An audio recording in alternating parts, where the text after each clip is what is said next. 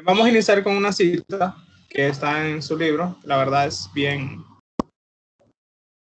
explicativa, ¿verdad? En términos generales, lo describe este autor que se llama Wolf. Y el día de hoy lo que vamos a ver es un poquito ahondar un poquito más acerca de la abstracción, poner un par de ejemplos, luego ir un poquito acerca de recorrer un poco la historia y ver cómo también esta capacidad que nosotros tenemos mental ha ido haciendo que los lenguajes de programación evolucionen. Entonces, esa va a ser la ruta que vamos a tomar el día de hoy. Así que empecemos pues y voy a iniciar con la lectura de esta cita, ¿verdad?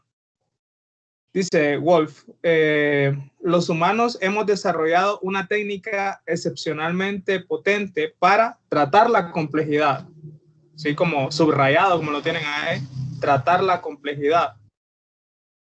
O sea, la realidad realmente, si nosotros la queremos explicar tal y como es muy complejo, ¿verdad? Abstraernos de ella, incapaces de dominar en su totalidad los objetos complejos, se ignora los detalles no esenciales, como decía sus dos compañeros, que básicamente es tomar lo más importante, ¿verdad? Lo que nos interesa a nosotros.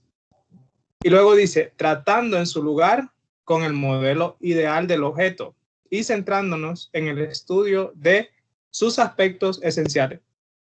Entonces, en general, por ejemplo, nosotros vamos a tener una situación en la cual nosotros queremos comprender esa realidad, nosotros queremos muchas veces modelar, crear diseños sobre esa realidad. Entonces, vamos a valernos de la abstracción.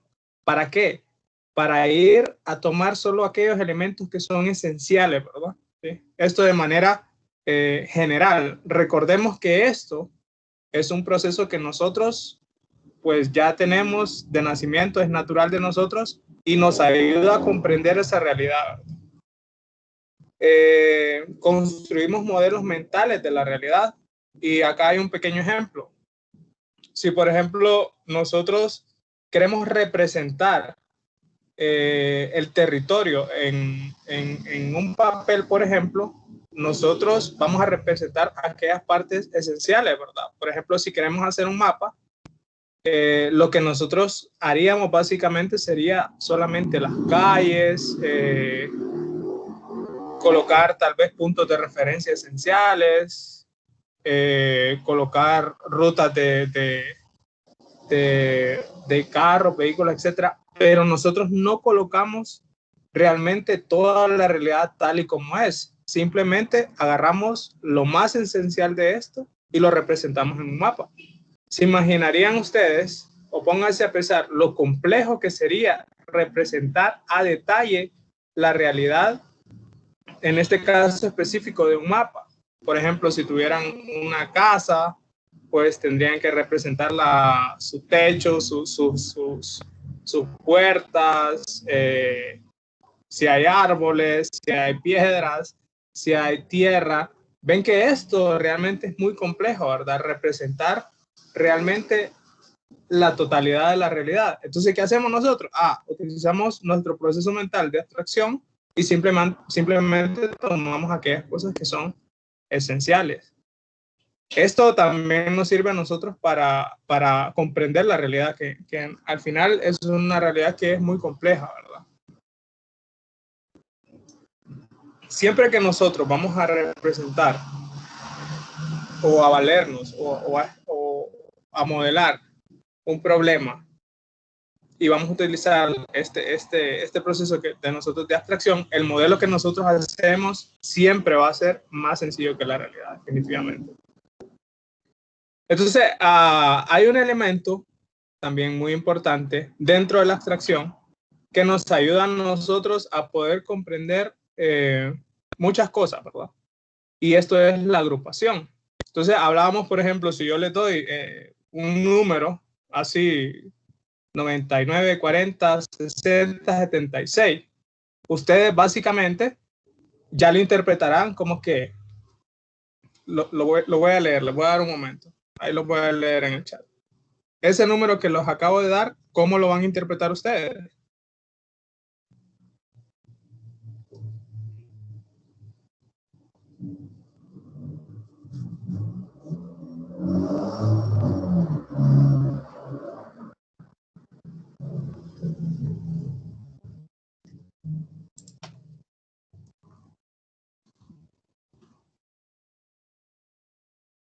Ese número que les coloca ahí, 99, 40, 20, 76, es un número aleatorio, al azar, pero ustedes básicamente, ¿qué es lo que hacen? Básicamente lo que hacemos en nuestro contexto, lo que hacemos o lo que eso representaría para nosotros es básicamente un número de teléfono, ¿verdad? Entonces a esa serie, a esa secuencia de números, nosotros lo agrupamos de forma lógica, ¿verdad? Y ya le damos un significado a nosotros, porque para nosotros como humanos es más fácil agrupar las cosas y darles un nombre, darles un significado, ¿verdad? Entonces, partimos de eso, ¿verdad? De que la agrupación es un elemento esencial que es parte de la abstracción, ¿verdad? Que nos ayuda a nosotros como seres humanos a poder interpretar la realidad. Entonces, cuando nosotros, por ejemplo, hacemos este proceso de, por ejemplo, decir, tengo una serie de números, 94, 40, 20, 76, pero ahora lo que voy a hacer es agruparlo y a esto ya no le llamo una serie de números aleatorios, sino que le digo, ok, este es un número de teléfono. Entonces yo estoy creando un concepto, ¿sí? De una agrupación que yo hice sobre unos números, ¿verdad? Y le di un significado. Entonces, este proceso se le conoce como darle un nivel de abstracción, ¿verdad? De colocar de un nivel de abstracción más bajo hacia otro nivel de abstracción más alto. Y van a ver que esta capacidad o esto que acabamos de hacer nosotros es lo que ha ido evolucionando a través de los lenguajes de programación a través de todo el tiempo, ¿verdad? Entonces, términos importantes acá de esta ficha. Primero, que es la abstracción, es pues tomar los aspectos esenciales. Segundo, dentro de la abstracción tenemos un término que es la agrupación, que es un mecanismo que nos sirve a nosotros en la abstracción. Y cuando nosotros pasamos de un nivel más bajo y le damos significado a eso, nosotros hemos pasado a un nivel más alto de abstracción. Y así sucesivamente podemos ir añadiendo niveles. Espero esa parte haya quedado clara, porque nos va a servir ahora para entender cómo han ido evolucionando básicamente los lenguajes de programación. Entonces vamos a ver un poquito acerca de cómo, no tan a detalle, ¿verdad? Porque mi idea tampoco es meterlos en historia, pero sí que tengan un contexto general de cómo evolucionamos desde las primeras máquinas hasta los lenguajes que tenemos ahora. Entonces, y eso ha sido aparte, bueno, aparte de la tecnología que se ha utilizado, nuestra capacidad de abstracción, ¿verdad? Y de básicamente simplificar las cosas y olvidarnos de muchas cosas que no serían esenciales a nosotros, que al final lo que hacen estas cosas y estas evoluciones son que nos agilizan nuestro trabajo, ¿verdad? Entonces, al inicio, y aquí tengo la diapositiva, si ustedes se pueden fijar, ustedes ven dos mujeres manipulando una computadora a través de cables, en donde básicamente lo que hacían era conectar, ¿verdad? Entonces ellas lo que hacían es que le daban instrucciones a esta máquina a través de esos cables. ¿Y qué es lo que hacían? Pues básicamente era hacer secuencias de bits, ¿sí? Ceros y unos, ¿verdad? Entonces colocaban este cable acá, este otro cable acá y hacían una secuencia para realizar una operación. Entonces, en este caso voy a poner un ejemplo, digamos que 00001, pues era una instrucción 0000101, por ejemplo, era otra instrucción, y así las combinaciones de todo esto se podrían conformar en una instrucción. Entonces, ¿cómo haríamos un programa nosotros? Pues básicamente sería la secuencia de todas estas instrucciones, ¿verdad? pero qué complicado es estar memorizando todos esos bits, ¿verdad? Que para nosotros no tiene sentido. Entonces, ¿qué pasó acá? La segunda evolución o el segundo paso que hubo acá fue utilizar lenguajes ensambladores, ¿verdad? Que los lenguajes de ensambladores los verían como de esta manera. Entonces, todas aquellas secuencias de bits que antes se de manera manual, que fue lo que hicieron, ok, pongámosle otro nivel de abstracción. Entonces, ahora, aquella secuencia de bits, yo ya le coloco o los agrupo en secuencias lógicas, ¿verdad? Y ahí me creo mis comandos. Entonces, tal vez ahora le coloco un nombre, por ejemplo, leer, ir hacia un punto de memoria, etcétera, etcétera. Mover de un valor de memoria hacia otro lado, eliminar un valor de memoria de tal posición, etcétera, etcétera.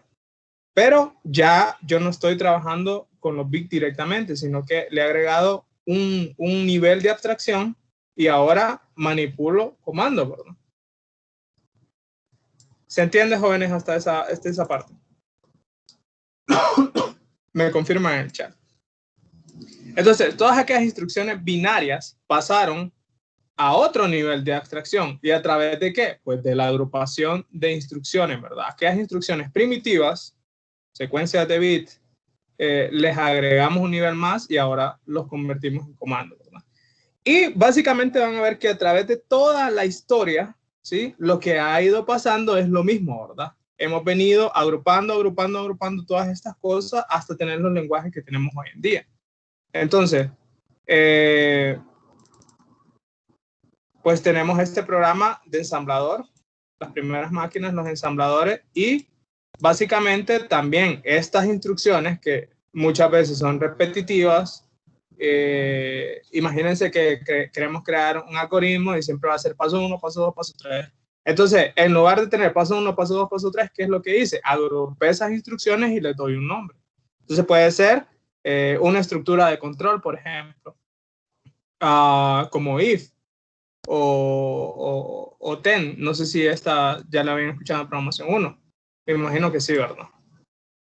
Entonces, todas estas instrucciones se convirtieron en macro instrucciones, ¿sí?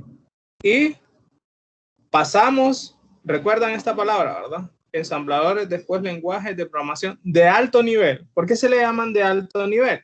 Porque hemos ido agregándole niveles de abstracción a través de la historia. Es lo mismo que el teléfono. Si yo a un número de secuencia, números, perdón, lo dije 2 veces, ¿verdad?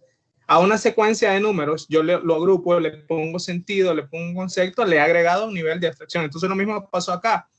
Agrupamos las instrucciones, le dimos nombre, ¿y qué pasó? Ok, le agregamos un nivel de abstracción más hasta evolucionar hasta los lenguajes actuales, en donde son lenguajes de programación de alto nivel, ¿sí? Entonces se entendería que aquellos lenguajes de programación de bajo nivel son aquellos que están cerca de las instrucciones casi binarias, ¿verdad? Entonces, por ejemplo, podría ser el ensamblador. Entonces, luego de acá salieron varias metodologías y varios paradigmas de programación. Recuerden cuando decimos el término de paradigma, básicamente es un enfoque de la realidad, ¿verdad? Es ver la realidad desde un plano. Entonces, por ahí tenemos la programación estructurada, que es una forma de programar. Es un paradigma. Luego tenemos la programación orientada a objetos también, ¿verdad? Que todos esos se siguen utilizando, ¿verdad? La programación estructurada, muy utilizada a través de procedimientos, funciones y módulos, que lo vamos a ver por ahí. Y la programación orientada a objetos, que es la que estudiamos acá en este curso. Entonces, si ustedes se fijan, básicamente de las primeras instrucciones, que eran conectar un montón de interruptores acá, hemos pasado a casi el lenguaje natural, ¿verdad? Este, por ejemplo, es un código de JavaScript. Entonces, casi es natural, ¿verdad? Y totalmente estructurado, ¿verdad? Y acá, por ejemplo, es un código de de consola de C#, que es el que vamos a estudiar nosotros. Y si ustedes se fijan, pues casi es un lenguaje natural, ¿verdad? Entonces, este es un lenguaje de alto nivel. Por eso se le llama así. Bien, eso un poquito hablando acerca de cómo la abstracción ha ido marcando y cómo nos ha ayudado básicamente a evolucionar en los lenguajes de programación. Eso es a grosso modo realmente, porque si nos ponemos a estudiar esto a detalle, pues nos llevaría todo un curso. Bien. Aquí. Vamos a leer esta nota acá, que parte de la historia y es un resumen. El proceso de abstracción fue evolucionando desde la aparición de los primeros lenguajes de programación. El método más idóneo para controlar la complejidad fue aumentar los niveles de abstracción. ¿Se entiende esta parte de aumentar los niveles de abstracción, verdad? Irlo poniendo nivel. En esencia, la abstracción supone la capacidad de encapsular y aislar la información del diseño y ejecución en un determinado sentido. Las técnicas orientadas a objetos pueden verse como un producto natural de una larga progresión histórica. O sea que esta parte de programación orientada a objetos básicamente fue la evolución de todos los intentos o de todas las mejoras que han habido a través de la programación en su historia, ¿verdad? Entonces, hemos dado a esta síntesis de la programación orientada a objetos, que va desde las estructuras de control, que creo que ya saben a lo que me refiero, pasando por los procedimientos, los módulos, los tipos abstractos y los objetos. Y este es el siguiente paso que vamos a estudiar acá, ¿verdad? Que es cuál es la idea de un procedimiento, cuál es la idea de un módulo y qué es un tipo abstracto de datos, un TDA, ¿verdad? ¿Preguntas hasta acá?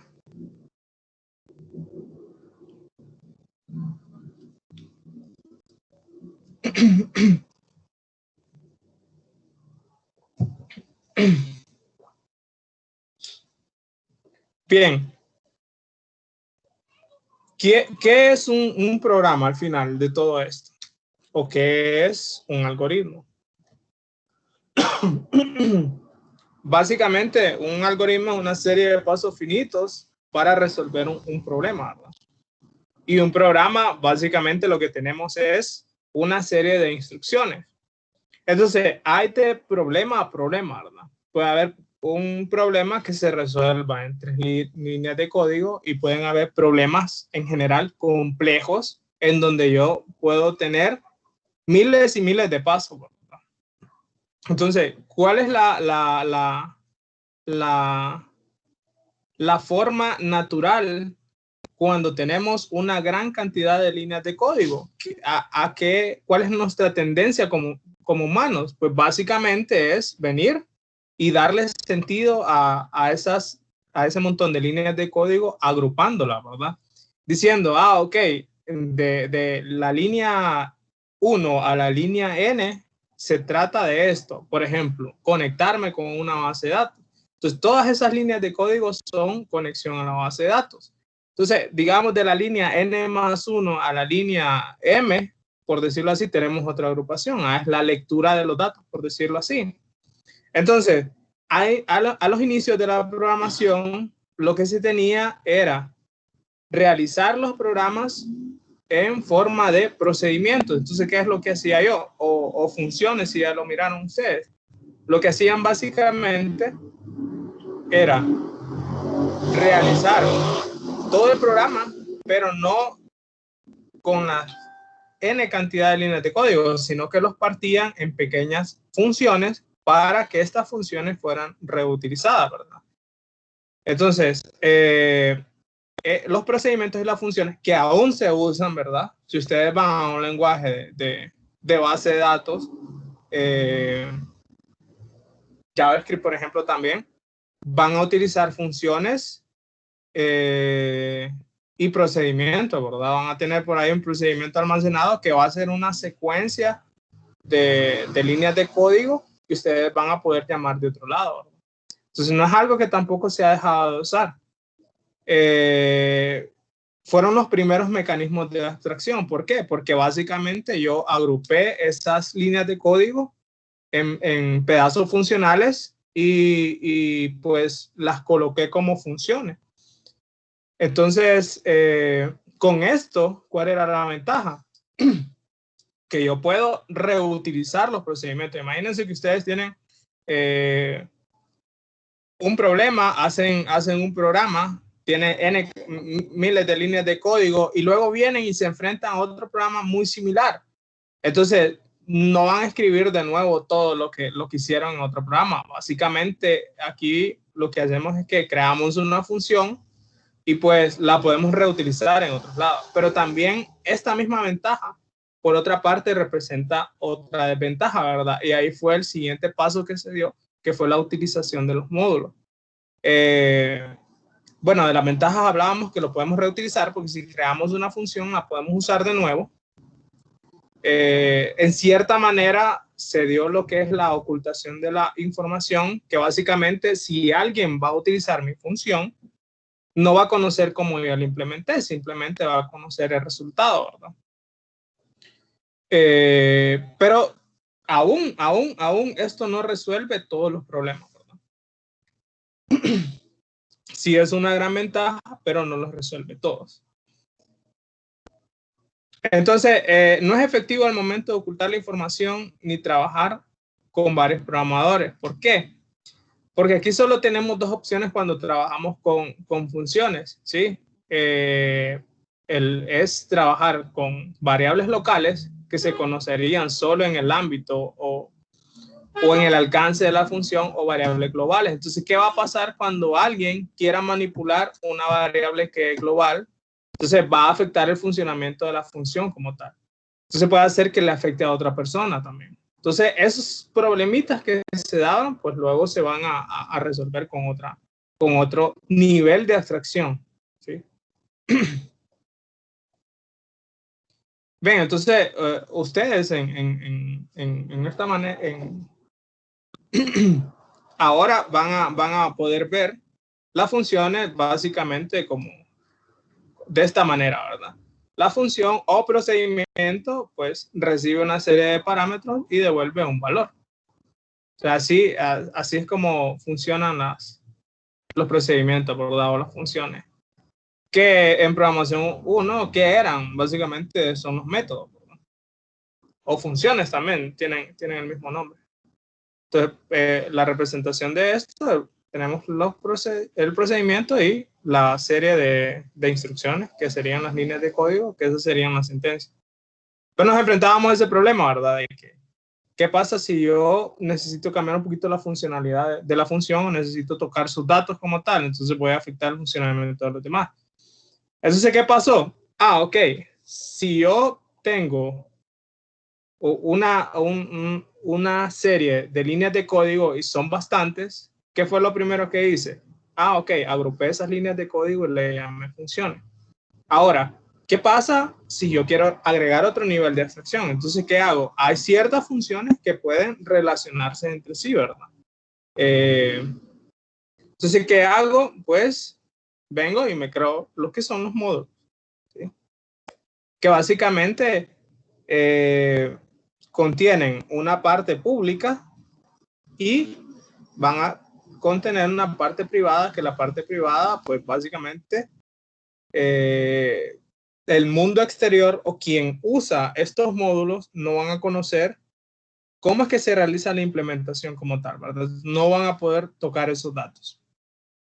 Por otra parte, va a haber una parte pública en la cual yo voy a tener datos y procedimientos que el exterior puede utilizar. Entonces, básicamente le agregamos otro nivel de abstracción, agrupando ahora procedimientos en un módulo, ¿verdad?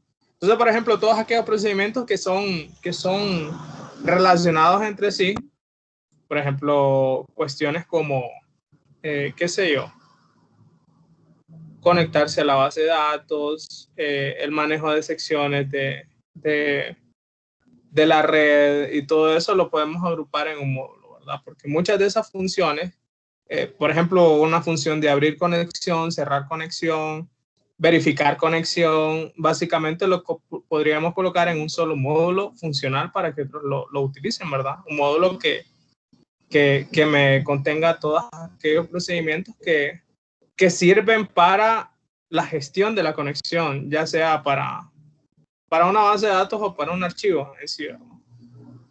Eso me creo los módulos. Pero también esto tuvo una serie de problemitas, ¿no? Entonces aquí, por ejemplo, tenemos una serie de criterios de cuándo o cómo crear los módulos.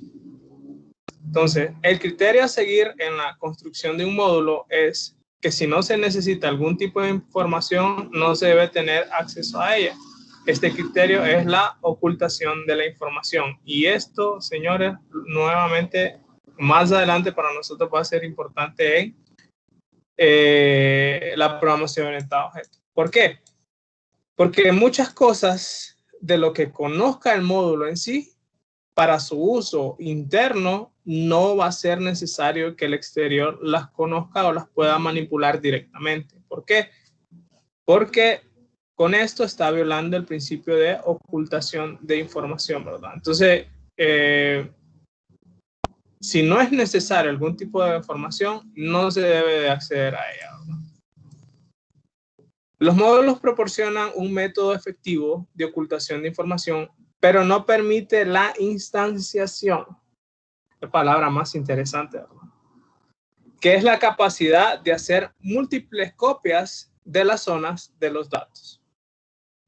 Entonces, el módulo me resuelve ciertas cosas, pero presenta este problemita acá, ¿verdad? Que yo no puedo hacer múltiples copias de él, ¿verdad? Entonces, no es entrar tan a detalle a estudiar esto, en realidad es solo para que lo conozcan y para darles como el contexto de cómo ha venido evolucionando y cómo el resultado de todo esto ha sido la programación orientada a objetos, ¿verdad? Entonces venimos que empezamos con los procedimientos, las funciones, luego pasamos a los módulos que resolvemos temas de los procedimientos. Y acá pues ya entramos a otro término interesante que son los tipos abstractos de datos. Y lo voy a leer y luego lo discutimos.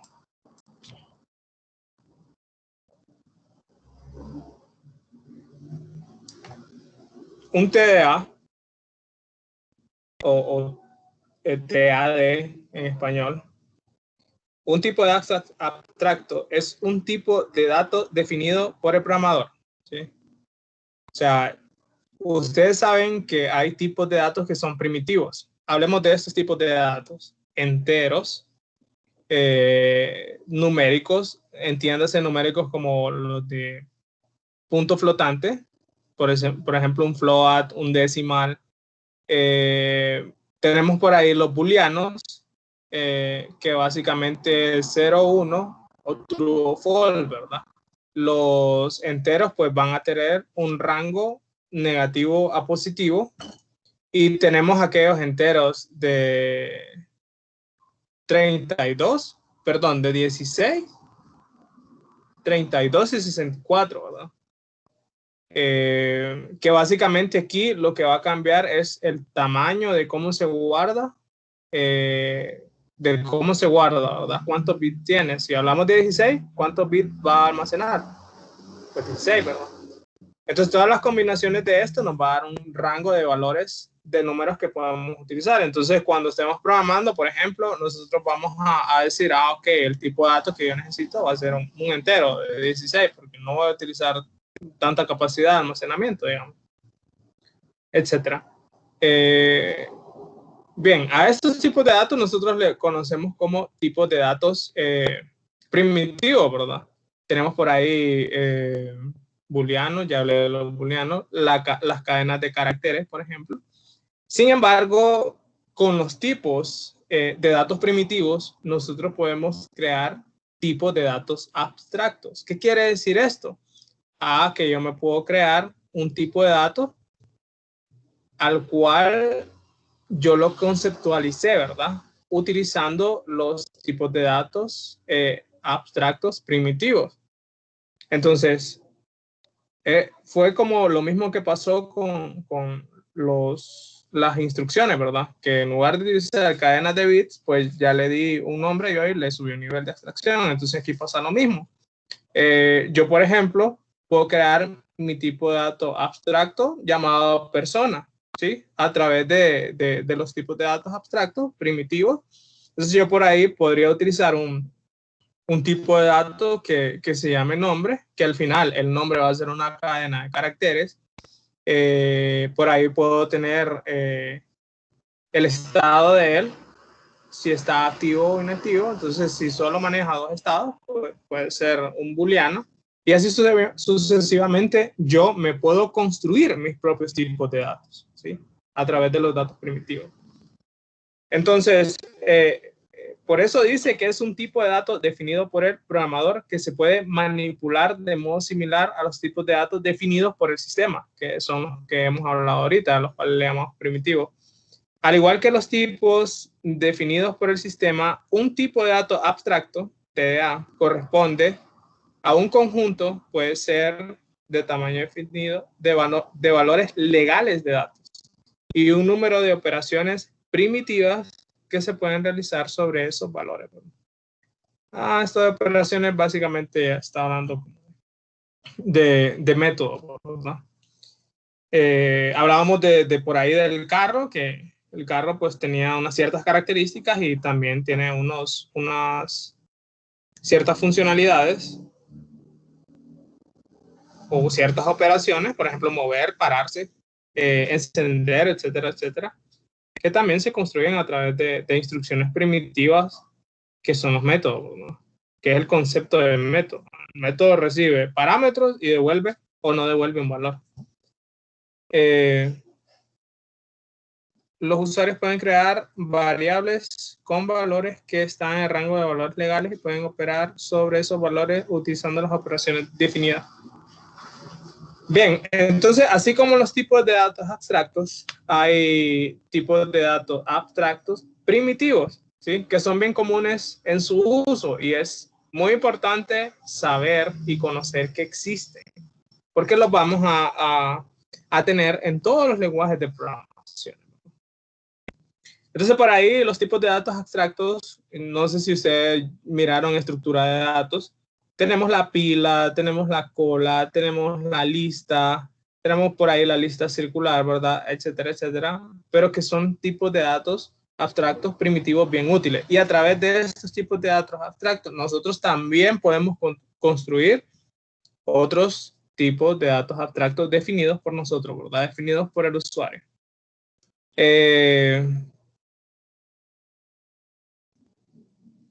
Y operaciones sobre la pila, como, a ver, ¿por dónde me queda? Por ejemplo, en el caso de la pila, ya citada, se puede definir que dicha pila como un tipo de dato abstracto de datos y de operaciones sobre la pila como las únicas operaciones legales que están permitidas para realizar sobre la instancia de la pila.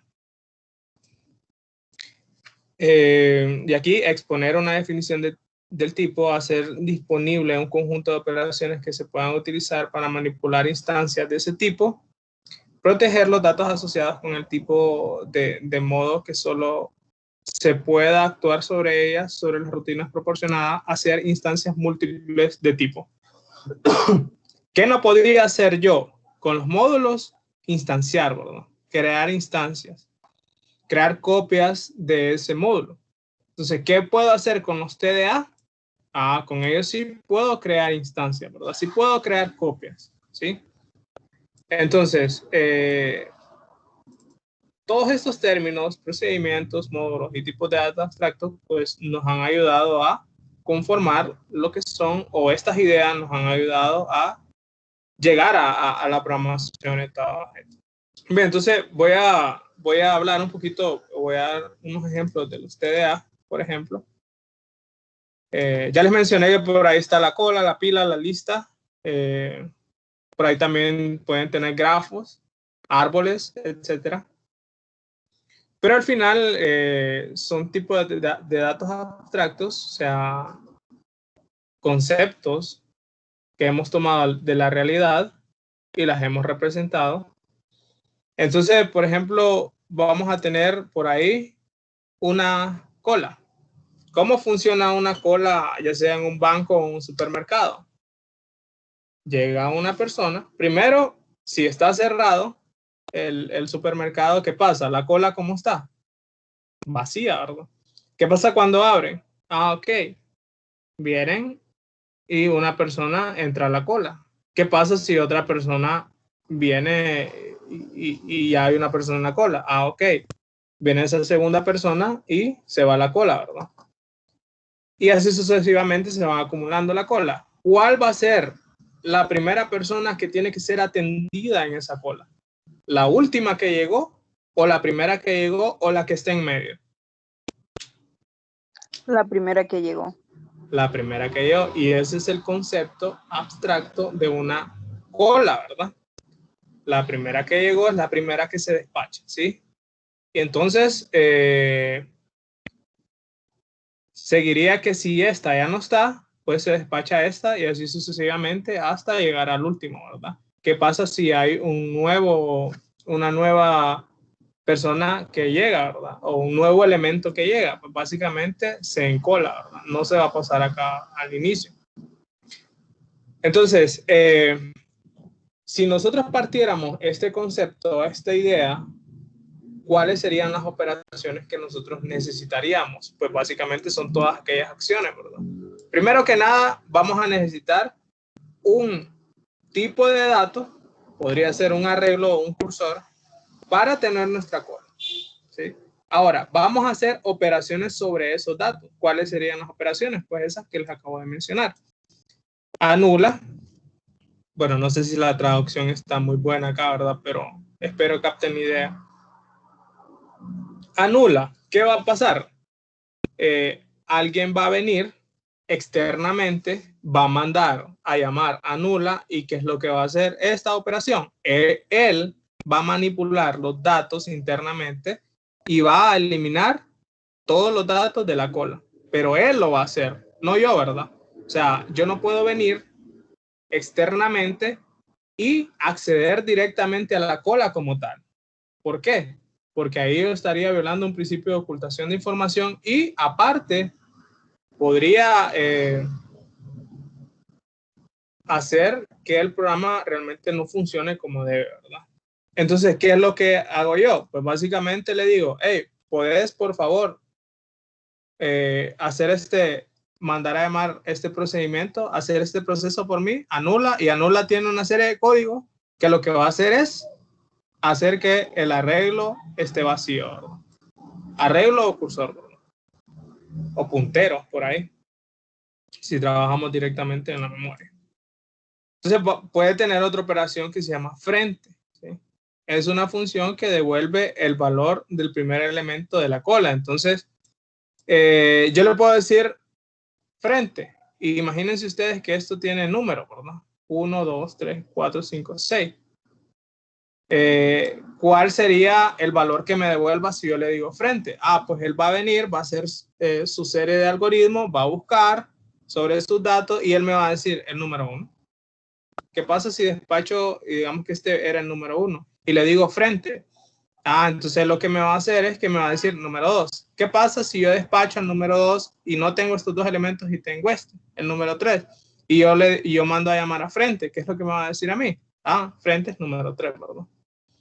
Entonces, los tipos de datos abstractos tienen datos y aparte tienen operaciones. Y lo mismo va a pasar con nosotros. Vamos a tener datos y vamos a tener una serie de procedimientos que vamos a exponer al mundo exterior, ¿verdad? Pero los vamos a exponer de una manera cuando se necesite mandarlos a llamar de una parte exterior. Si no los necesito o no necesito exponerlo exteriormente, entonces yo simplemente no expongo esos métodos. Sí puedo utilizarlos internamente o hay procedimientos que se usan internamente, pero no los expongo al exterior.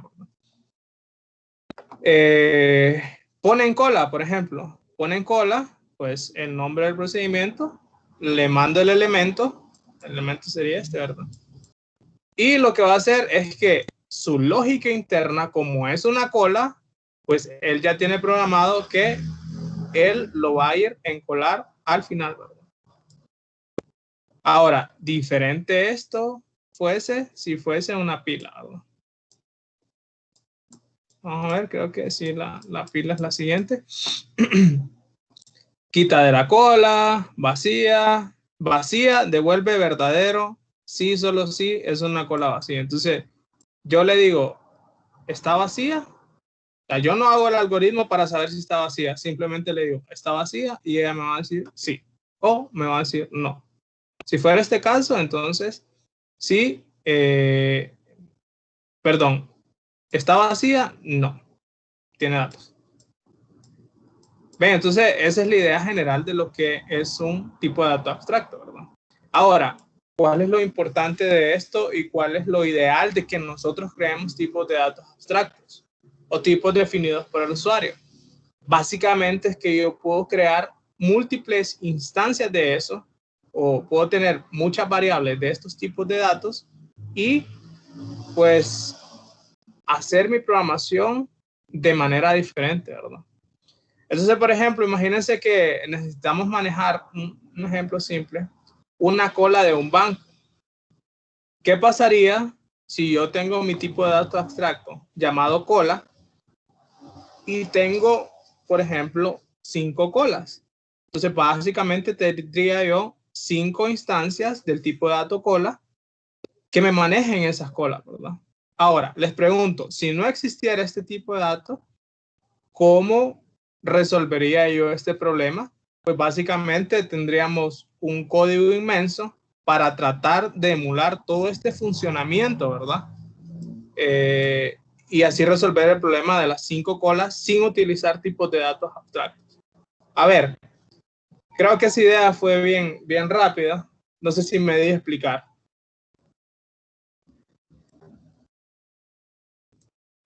Vamos a dejar aquí las clases y voy a abrir las preguntas. Vamos a dejar de grabar. Voy a abrir las preguntas.